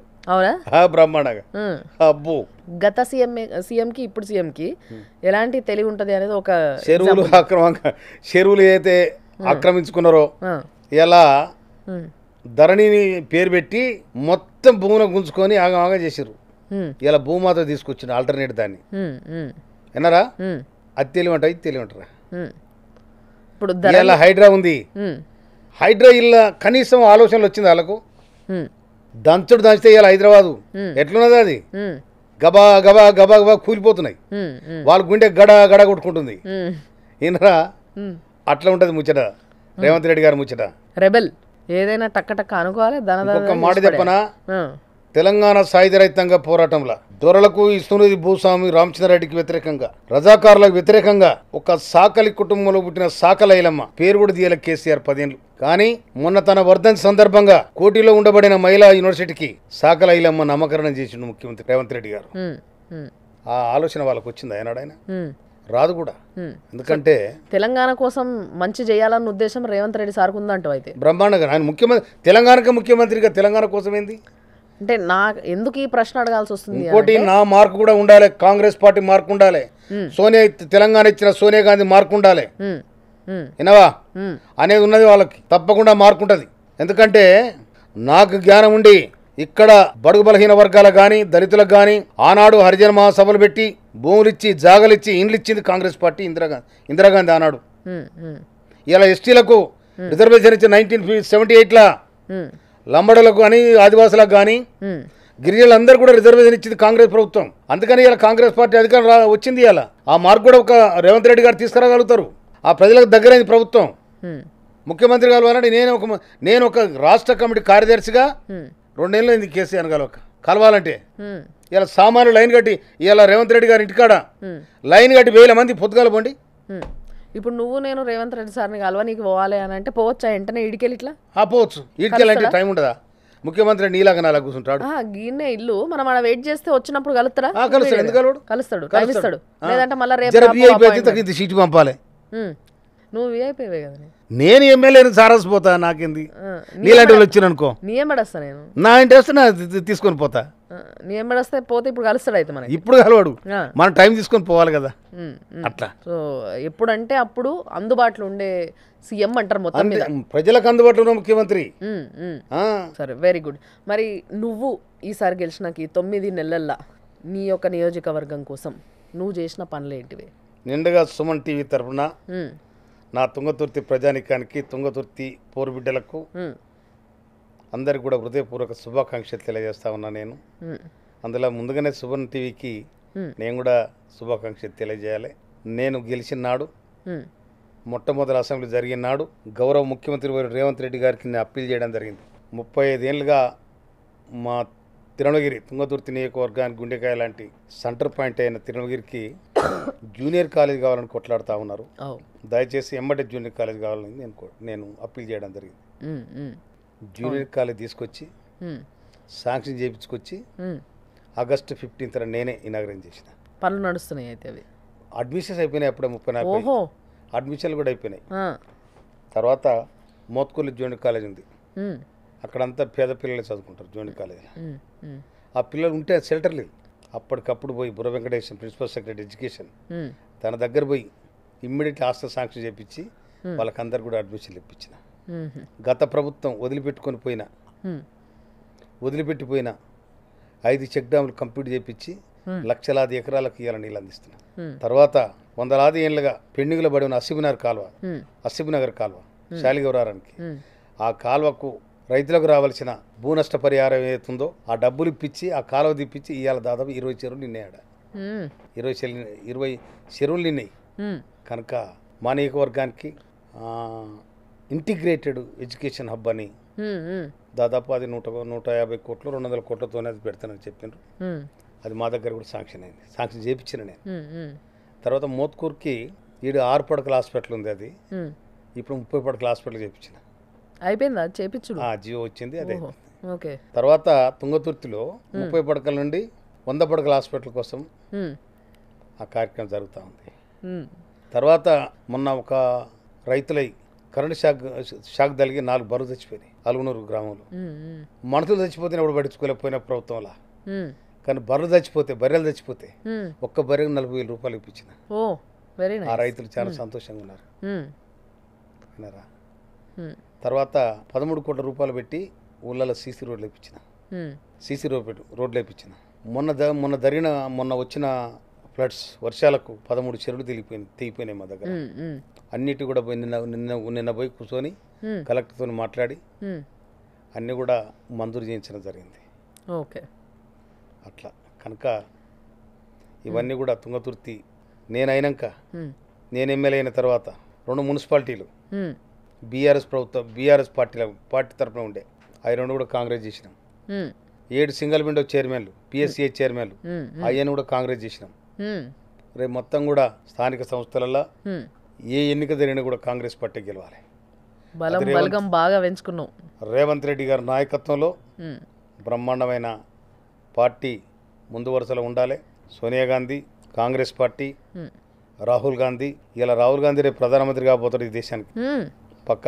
ఇప్పుడు 2028 అనుకుంటా వచ్చేసరికి పక్క జరుగుతుంది. మరి మొన్ననే జోడో యాత్ర చేసినప్పుడే కావాలి కదా, కాలేదు ఎందుకంటే? కాలే కానీ అది అట్లా ఉంటుంది ఒక్కోసారి. టైం బాగాలేదంటవా రాహుల్ గాంధీ సార్కు? టైం బాగలేదు, ఆ టైం కోసం కొంత వెయిట్ చేయాలి మనం. టైం బాగలేదని కాదు, ఆ టైం వచ్చి మంచిగా టైం కోసం వెయిట్ చేయాలి. అట్లా సార్ పెళ్లి చేసుకుంటాడనేమో న్యూస్లో వస్తుంది. చేసుకుంటే తప్పే ఉంది. అదే చేసుకుంటాడంట. చేసుకోవాలి బ్రహ్మాండంగా. ఆయన మా పిల్లగాడు కాడా మంచిగా చేసుకుంటాడంట. చేసుకుంటే మంచిది. సో ఫైనలీ అన్న మీరు 7 అన్న తమ్ముళ్ళు అంట కదా? 7 మేము 5 అన్నదమ్ములం, 2 అక్క చెల్లెలు. నాకు మొత్తం కలిపి 7 అటు ఇట చేసి. సో మరి నీకెంతమంది పిల్లలు? నాకు 2 కొడుకులు. 2 కొడుకులే? 2 కొడుకులు, ఓ బిడ్డ. ఏం చేస్తున్నారు వాళ్ళు? నా బిడ్డ నిమ్స్లో జాబ్ చేస్తుంది. డాక్టరా? కాదు, ఎంఎస్సీ నర్సింగ్ చేసింది. ఓకే. మరి కొడుకులు 2? కొడుకు వాడు ఎన్ఐటి వరంగల్ ఇంజనీర్ చేసిండు. ఓకే. ఇంకోడేమో ఐటీఐ పాలిటెక్నిక్ చేసిండు. సో మరి పెళ్లిళ్ళకి తయారు ఉన్నట్టున్నారు పిల్లలు? పెళ్లి చేసిన 3 పెళ్లిళ్ళు ఎప్పుడు అయిపోయినా నా మనవడే డిగ్రీ చేస్తుండు. అవునా? నా బిడ్డ కొడుకు డిగ్రీ చేస్తుండు. ఇట్లా చెప్పినావు తెలుసా? అసలు నువ్వు నీ పిల్లలు ఏం చేస్తున్నారు అని అంటే ఏం చేస్తున్నారు మాత్రమే చెప్పి ఆపితే నేను సరే ఇంకా పెళ్లిళ్ళకి తయారున్నారేమో అనుకున్నా. కథ సల్లగుండా. సో మరి మనవాడు ఏం చేస్తుండు? మనవాడు డిగ్రీ చేస్తుండు. అస్సలు కనబడతలేవట, నల్ల రంగు వేసినావు జుట్టుకి మంచిగా. కడితే డిగ్రీ కాలేజీలా. ఓఫో, అసలు మామూలుగా లేదు కథ. నేను నిజంగా అనుకోలేదు తెలుసా అంత పెద్ద మనమడు ఉంటాడని. మా అయితే బిడ్డకి చేసి ఉంటాడేమో, కొడుకులకు చేయాలేమో అనుకుంటున్నాను. బిడ్డ పెళ్లి చేసిన బిడ్డ కొడుకు నా దగ్గరే ఉంటాడు. అవునా? నా దగ్గరే ఉంటాడు. వాళ్ళ అమ్మ నాయన దగ్గర ఉంటాడు, నా దగ్గరే ఉంటాడు. Very nice. సో చాలా సుకూన్ లైఫ్, చాలా గొప్ప పేరు సంపాదించినావు, మంచి పలుకుబడి, బలగం, జనాలు నీ వెనక, నీ కోసం తిరిగే జనాలు, నీ కోసం వచ్చే జనాలు. నేనే ప్రజల కోసం ఉంటారా? నేను యాడ ప్రజలు అవ్వబడారు అనుకో, లేబర్ పోతుంటాను, చెల్లెళ్ళు అక్కలు పోతుంటాను, నాటుకు పోతున్నాను, ఆపుతా నేను కారు ఖరాబీ ఎట్లుంది బాగున్నా అడుగుతా. నేను హాస్పిటల్ పోతా, పేషెంట్స్ ఎట్లున్నారు, డాక్టర్ వస్తుండా లేడా, నర్సులు ఉండా లేరా, స్కూల్ పోతా, నేను సడన్గా పోతా, హెడ్ మాస్టర్ ఉండా లేడా, రిజిస్టర్లు ఎంతమంది అటెండెన్స్ ఉన్నది, అటెండెన్స్ ఉన్న వాళ్ళు ఉన్నారా లేరా, సంతకాల పెట్టి బయటికి పోయినరా ఇట్లా కూడా నేను చెక్ చేస్తాను. నాకు ఎడ్యుకేషన్ చాలా ఇష్టం. మరి ఎందుకు చదువుకోలేదే నువ్వు 7th క్లాస్ కింద? ఎవరు చెప్పింది 7th క్లాస్ అని? కాదా ఏ, అంటే నువ్వు అప్పుడు ఇందాక నేను 7th క్లాస్ అప్పుడే పాస్ అయ్యి పోలీసు వాళ్ళతో దెబ్బలు తిన్నావు 7th క్లాస్ అంటే ఇక అక్కడికే బంద్ పెట్టినావు అనుకున్నాను నేను. అక్కడ ఆనాడు 7th క్లాస్ నేను అట్లే కంటిన్యూ అయినా. నేను కంటిన్యూ అయ్యి మన ఆర్థిక స్తోమత ఆర్థిక పరిస్థితులు ఇవన్నీ కూడా నేను డిగ్రీ కంప్లీట్ చేయలేకపోయినా. నేను ఇంటర్మీడియట్ పాస్ అయినా నేను. ఓకే ఓకే ఇంటర్ చేసి డిగ్రీ ఆపేసినావు అయితే. అయ్యో మరి ఇప్పుడైనా చదువుకోవచ్చుగా. ఇక నేను ఇక చదువుతాం. ప్రజల జీవితమే నా చదువు. కాంతి అన్న ఏదైతే అది అయింది కానీ ప్రజా జీవితమే నా చదువు. నువ్వు అనుకున్నది సాధించినవు అంతే. నువ్వు ఏదైతే అందరికి మాట ఇచ్చినావు ఎమ్మెల్యేనే చేస్తా అని చెప్పి, మరి ఈరోజు ఎమ్మెల్యేగా అసలు ఇట్లా విజృంభిస్తున్నావు. అదే ఊపులను ఉండాలి, అదే పేరుతో ఉండాలి, ఎప్పటికీ ప్రజల మనుషులుగానే ఉండాలని చెప్పి నేను మనస్ఫూర్తి. రాత్రి 11:30 వరకు కంటి నిద్ర లేకుండా దాదాపు 16 ఒకటే టౌన్లా 16 గణేశులు తిరిగిన రాత్రి ఒకటి టౌన్లా. ఓఫో అన్ని వినాయకులను అటెండ్ అందరూ నన్ను అరే సాయం వస్తుండట్రా అని అట్టే ఎదురు చూస్తారు. చిన్న ఉన్నప్పుడు వినాయకుడు పెట్టేదా మీరందరూ, మీ దోస్తులు మీరంతా కలిసి? నాకు తెలియదు అది. అప్పుడు పెట్టకపోదురా? అప్పుడు గుండ్రాల పండుగ ఎదురు ఎవని ఇంటి మీద రేకులు ఇటే పోయి రాలేదురు. అదొక పండుగ. అది గుండ్రాల పండుగ అందరు. అదేంది మరి రేకులు ఇరిగిపోవా రాలేతే? అది ఇప్పుడు ఆ వాడొద్దు కానీ అటుండదు. అప్పుడు వినాయకుడిని పెట్టే పండుగ అయితే లేకుండే. అప్పుడు ఎక్కడ ఇది కొత్తగా వచ్చింది. సరే మరి ఇప్పుడు నువ్వు ఎక్కువ చేసుకునే పండుగలు ఏంటివి? నువ్వు బాగా ఎంజాయ్ చేసే పండుగలు చేసుకునే పండుగలు ఏంటి? దసరా తాగి తినే పండుగ కాబట్టి బాగా ఎంజాయ్. సంపుడు చంపుతారు, ఏం చేస్తారు? అంతేనా? తాగుతారు, తింటారు, మటన్ చికెన్ కొట్లాడతారు, అన్ని అయితే. నువ్వు కూడా లోలీలు పెట్టుకుంటావా? అవే నేను పోతారా? మామూలుగా అడుగుతున్నాను. జనం కదా, జనము ఏ పండుగ చేసుకుంటే ఆ పండుగలో మనం ముందు వరుసలో ఉంటాం అంతే. అందరికి జమ్మిచ్చి కలిసి వస్తావా? తర్వాత ఈ బోనాల పండుగ కూడా నేను పోతా. బోనాల పండుగ పోతా, అక్క చెల్లెలు బోనం ఎత్తుకుంటా నేను కూడా. నాకు ఇష్టం. మేడంకి కూడా బాగా ఇష్టమా? మేడంని నేను పెద్ద ఫాలో కాను. ఇంట్లో ఉంటాం మేము. నేను చేసిన పండుగ నువ్వు చేయాలి, నేను చేసిన పండుగ నాకు ఇష్టం, ఆమె ఇష్టం. అది అంతే. మీరిద్దరు కలిసిపోరా ప్రజలందరినీ కలిసేటందుకు ఇట్లా పండగలప్పుడు? నా ఎన్నిక నేను కలిసిపోవు. ఇక ఆమె సంసారము ఆమె ఇక్కడనే ఉంటుంది. నేనే ఆమె గురించి చెప్పాలంటే ఏం చెప్తావు? నీ జీవితంలో ఆమె నా సహచరిణి, గొప్ప వ్యక్తి. సపోర్ట్ చేసిందా బాగా నీకు? బాగంటే బాగా. నేను ఎన్నో కష్టాలు ఉన్నప్పుడు కూడా నా ఇంట ఏం కాదులే అన్న, మేము కలిసి బతికాను. 42 ఏళ్ళు మాకు పెళ్ళి. ఓఫో, ఈ 42 ఏళ్ళ ఒక జర్నీ ఎట్లయితే నడిచిందో అట్లనే నీ ఎమ్మెల్యే జీవితం కూడా నడవాలని నేను మనస్ఫూర్తిగా కోరుకుంటున్నా. సినిమాలు చూస్తావా అన్న? నేను అప్పుడు చూసి ఛానల్ ఆయన సినిమా చూడక. ఏంది ఇప్పుడు సినిమా చూస్తలేవా?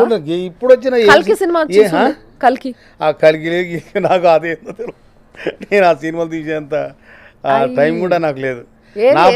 నా బాధలు నా మనవడు చూసి వస్తారు అని. మనమడు ఎట్లయినా చూస్తాడులే, ఆ ఏజ్ లో ఉన్నాడు. కానీ నువ్వే ఏ సినిమా లాస్ట్ చూసింది థియేటర్ పోయి? నేను గదే ఇప్పుడు గదరన్న పాఠం చూడు, ఆ సినిమా చూసింది. మళ్ళీ చూడలేక నేను సినిమాలు. దాని తర్వాత సినిమానే సినిమా చూలా. ఓ కథ సలగుండా. నాకు సినిమాలు అంటే ఏమో, నాకు ఎన్టీ రామారావు సినిమాలు ఇష్టం. ఎన్టీ రామారావు పాటలు ఇష్టం, వింటా నేను. నా ఒక పాట పాడరాదే అన్న?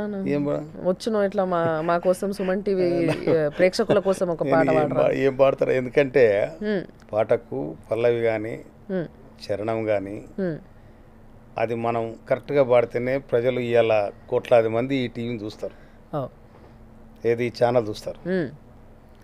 మనం పొరపాటున కూడా తప్పు పాడితే బాగుండదట. తప్పు పాడి దాని చరణం తప్పు పాడి దాని పల్లవిని పాడు చేసి ఇవన్నీ చేస్తే ఎందుకు బాయండి అవి అంటారు. అవునా? టైం పాస్కి ఏం చేయడానికి ఏం ఉండదా మరి నీకు? ఏంటిది? సినిమాలే చూడని అంటున్నావు కదా నువ్వు. మరి టైం పాస్కి ఏమన్నా టైం దొరికింది అనుకో. నాకు ప్రజలే టైం పాస్. తెల్లారితారు జనం వస్తూనే ఉంటారు నా దగ్గరికి. దేశం అంతా తిరుగుడు ఇట్లాంటివి ఏమైనా ఇష్టమా? నేను ఢిల్లీ తప్ప నాకేం తెలియదురా. ఓన్లీ ఢిల్లీ? నాకు ఈ దేశాలు తిరుగుడు, ఈ మంచిగా ఎమ్మెల్యే అయినవు, ఫుల్ సెక్యూరిటీ ఉంటుంది, నువ్వు ఏడికి పోవాలనుకుంటే అడిగి పోవచ్చు. ఎప్పుడన్నా ఇంత సెలవులు తీసుకొని ఎటన్నా పోయి రావచ్చు కదా, మంచి జమ్మూ కాశ్మీర్, నేను నాకు హిమాచల్ ప్రదేశ్ చాలా బాగుంటది, కులు మనాలి బాగుంటది, కేరళ. మొన్నంటే 2004 నా ఫ్రెండ్ తీసుకుపోయింది అక్కడ గుర్రాల మీద తీసుకుపోయింది. అది వైష్ణవదేవి తానిక, వైష్ణవదేవి తానిక ఏ దేవుడో మరి అక్కడ పోయినా. అక్కడ అంత గుట్టలు చెట్లు అయ్యే ఉన్నాయి. అయినా కూడా నేను నాకు నా ప్రాంతం ఈ వాతావరణం నాకు ఇష్టం. నీ నియోజకవర్గమే ఇష్టం అనమాట. నా నియోజకవర్గం ఇష్టం, నా పొలం కాడికి పోతే నాకు ఇష్టం అంతే. నేను అక్కడ పోవాలి, ఇక్కడ పోవాలి, ఇది పోవాలి, అది పోవాలి. అమెరికాకి ఎప్పుడన్నా పోయినావు మరి? ఏంటిది అది? ఏంటిది అది? అయ్యో చెప్పేది వింటావా? అసెంబ్లీలో నేను మాట్లాడి బయటికి రాగానే అమెరికా నుంచి 20 ఫోన్లు వచ్చినాయి రమ్మని. నాకెవడా అమెరికా నుంచి ఫోన్ చేసి, అమెరికా ఫోన్లు ఉన్నాయి. అయ్యో మరి దోస్తాన్ని కడుతుంటివి కదా వాళ్ళతో కూడా అక్కడ. చాలా మంది లేలే, మొన్న సీఎం గారు కూడా వాషింగ్టన్ లో మీటింగ్ పెట్టిండు కదా, వాళ్ళ కూడా నా పేరు చెప్పిండు సీఎం గారు. రూపాయి లేని మందుల సమ్మెలను కాంగ్రెస్ పార్టీ గెలిపించింది.